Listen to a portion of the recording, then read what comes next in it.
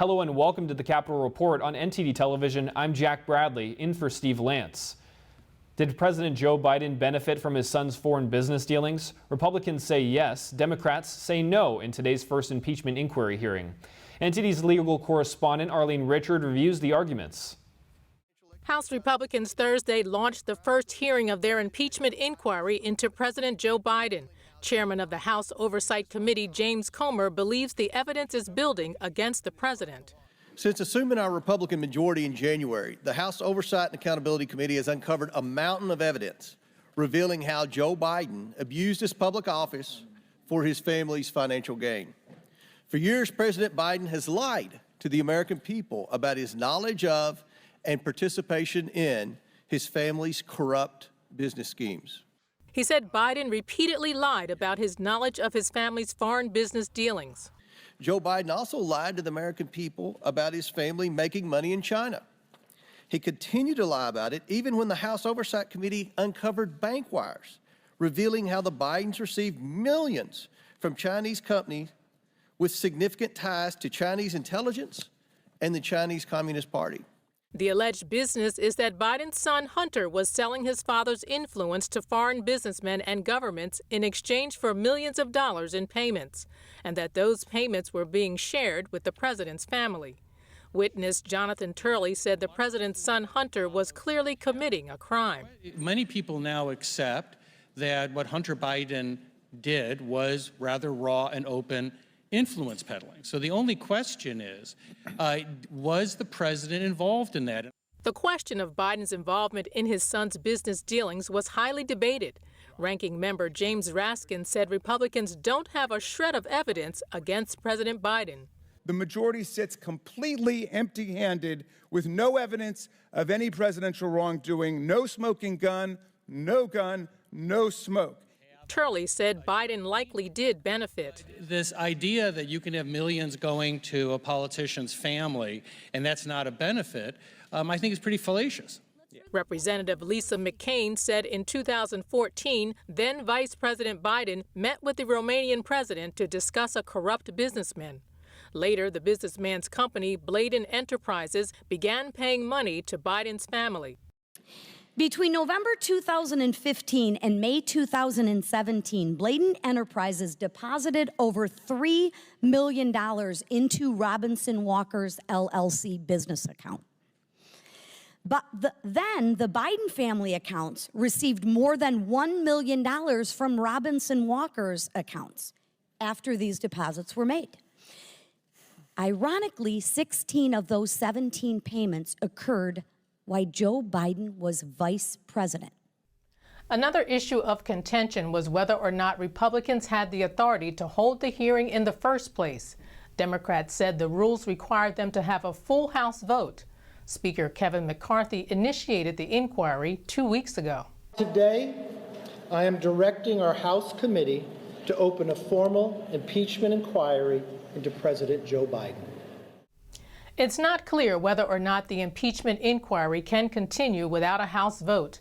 One witness said former House Speaker Nancy Pelosi similarly began an impeachment inquiry of Trump, but that the House voted on it a few days later.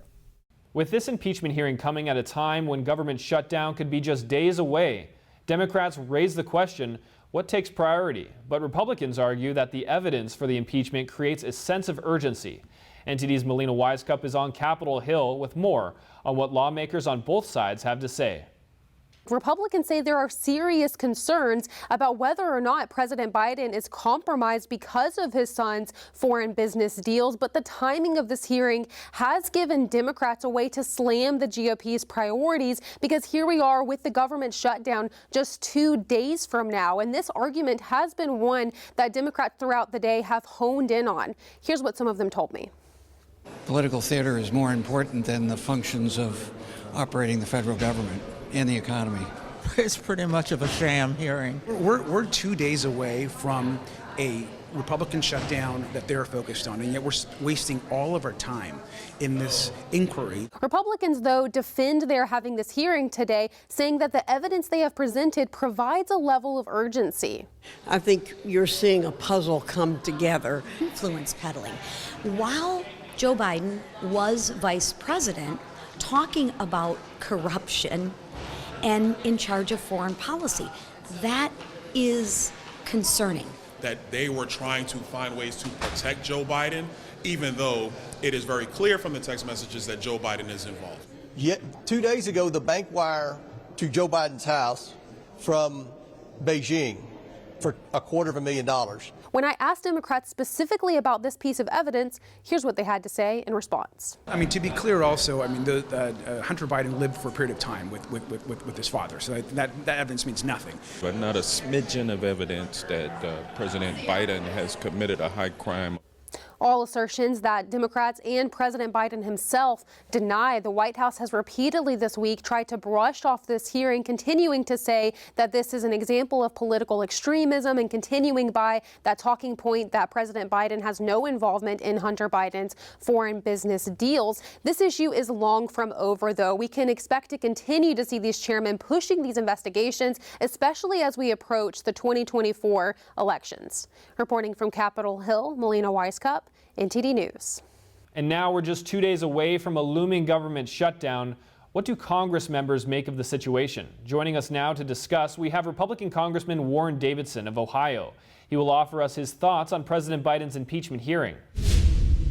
Congressman Warren Davidson, welcome to the program. Great to have you on. Yeah, always an honor. Thank you for talking with me. Now, what are your thoughts on the impeachment hearing? Well, look, I think it's long overdue. There's a lot of evidence for Joe Biden being affiliated with Hunter Biden's schemes, and frankly, clear whistleblower evidence that Hunter Biden has been treated differently than anyone else would be for, clear crimes. So, I mean, we've got wire transfers, bank records, shell companies, phone calls, emails, eyewitness testimony. Normally that results in a guilty verdict. And you mentioned earlier that Beijing had bank wires to Hunter Biden and at Joe Biden's home address. What are your thoughts on that specifically? I mean, there's clear evidence there. And if that were the only data point, that would be one thing. But it's clear, go back to like Ukraine, just look at that issue. It's clear that Hunter Biden was on the board of Burisma. It's clear he wasn't really qualified to be on the board of Burisma. It's clear that while he was on the board, they asked him to get some assistance to get the prosecutor to stop going after Burisma. And then you got all kinds of evidence that Joe Biden, while vice president, actively interfered to get the investigation against Burisma dropped and the prosecutor fired, withholding funds until it happened, and then it happened. So you couple that with shell companies and movements of money, not just from Ukraine, but from China and other places. It does not fit with Joe Biden saying, I never talked about business with my son, Hunter. That never comes up with us. And it's clear that it does. And now a government shutdown is looming. We had the Senate approving a continuing resolution on Tuesday. What are the impacts of this, and where does Congress now stand on these spending bills? Well, look, September 30th, October 1st is the deadline every year. Congress yet again is going to fail to hit that deadline, which is a shame. The American public has kind of gone, yeah, we expect it, but, what are you going to do? They're frustrated. I think they're like, yeah, okay, another shutdown.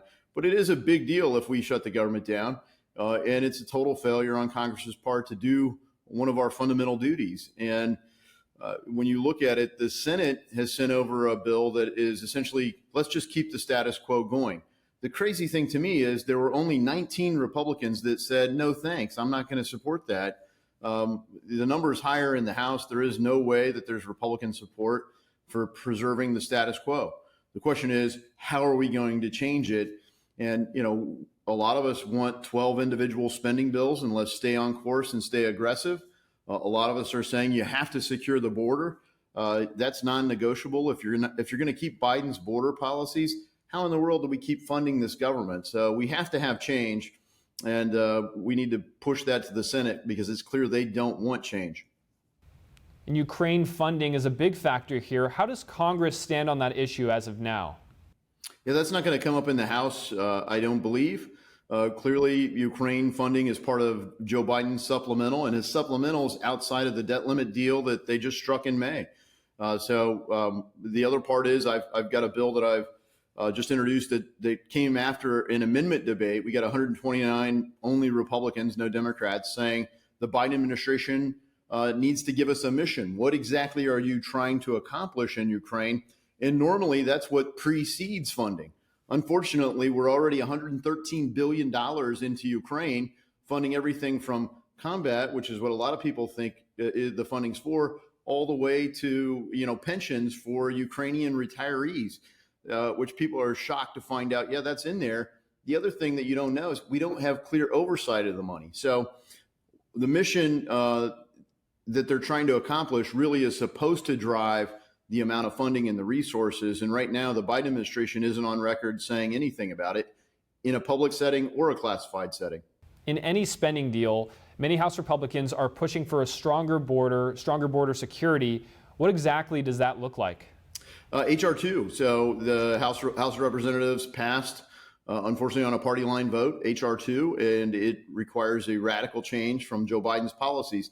Look, some people are frustrated. They're like, Joe Biden's violating current law. Why is he going to follow the future law? But that's what Congress does. We pass laws, and if we want things to change, we have to, change the law. We have to withhold funding, and that's a big part of why we have to get not just H.R. 2, but the Department of Homeland Security funding bill linked to H.R. 2 so that these things are the only things that can happen, that no funds can be used to relocate people from the border throughout the country. And the reality is the Biden administration's turned greeting illegals at the border into tourism, where they'll ship you to whatever sanctuary city you want to go to, instead of what the real policy is supposed to be, which is we can detain you at the border or we can release you back into Mexico. That's the only two things that are going to happen if you come here illegally. And we need to make that clear. Thank you for watching the Capitol Report. If you want to see our full broadcast, check us out at epochtv.com.